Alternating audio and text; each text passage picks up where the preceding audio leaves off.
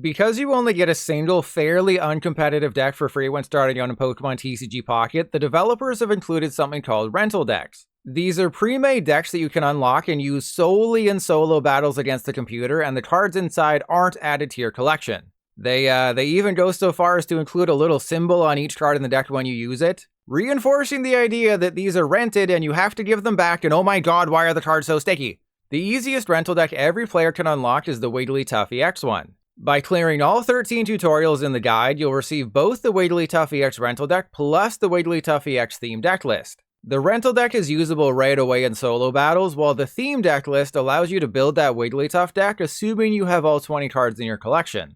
Aside from not actually owning the cards, the other downside to rental decks is that they have a limited number of uses. Once you use the deck 10 times, regardless of whether you win or lose, it can't be used anymore. So go for weakness advantages when you can, otherwise you'll blow your load too early. For the other rental decks in TCG Pocket, you unlock them by having the featured card in your collection. There's a total of 12 rental decks to unlock this way. For 10 of them, you only need to have one of the following in your account to unlock its respective deck. They are Blastoise EX, Charizard EX, Venusaur EX, Mewtwo EX, Machamp EX, Pikachu EX, Blaine, Koga, Brock, and Lieutenant Surge. For the other two, they require Aerodactyl, Kabutops, and Amistar for the Fossils deck, with Nidoking and Nidoqueen for the King and Queen deck. In order to claim these rental decks, it's fairly easy, just randomly out of the way. First, click on Missions in the bottom right of the screen. There will be a red exclamation point if you have a pending mission to claim. Then, scroll to the Deck Mission section. Because we only have one expansion at Pocket's launch, there's just Genetic Apex to choose from.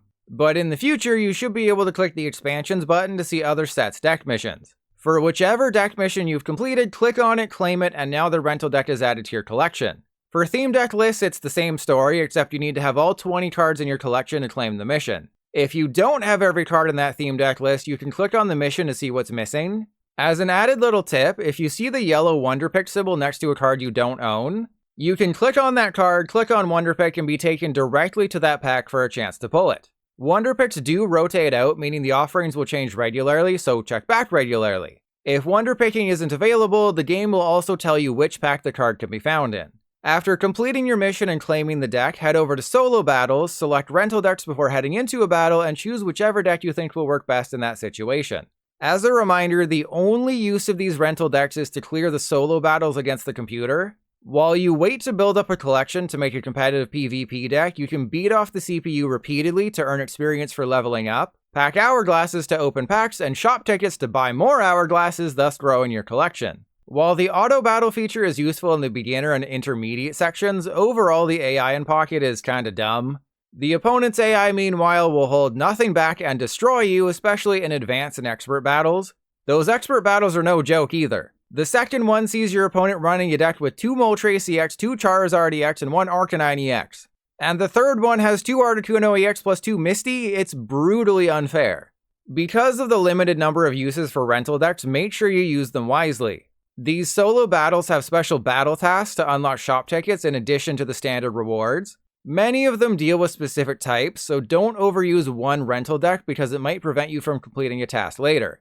It's not too big of a deal because you can rebattle the CPU at any time, it's just something annoying you may want to avoid. Presumably, we will also get new CPU battles with each set, but nothing's confirmed. I mean, if we're getting new rental decks with new sets, it'd be weird not to have new missions. To answer a major question I personally had regarding rental decks, yes, you can manually craft the card you need to unlock the deck. For example, if you don't have a Blaine yet, you can spend 70 pack points to craft it and then immediately claim that rental deck right after. I was going to rank all of the rental decks, but there's not really a reason since they can't be used forever. What I will say is they're great at helping you figure out which archetypes appeal to you and which cards are powerful. Unfortunately, they only include a single copy of the headlining card. There's only one Pikachu EX in the Pikachu EX deck, for example, so they're not optimized as well as they should be. And for someone like Mewtwo EX, it's paired with Gengar instead of the much better Gardevoir. So I wouldn't say they're exactly something you can use in PvP to farm XP, but they're at least good jumping off points for new players trying to learn the game while also leveling up a bit. If you have any more questions about rental decks or theme deck lists, ask away in the comments and I'll do my best to answer. Otherwise, check out the TCG Pocket playlist in the description for much more details about the game releasing on October 30th.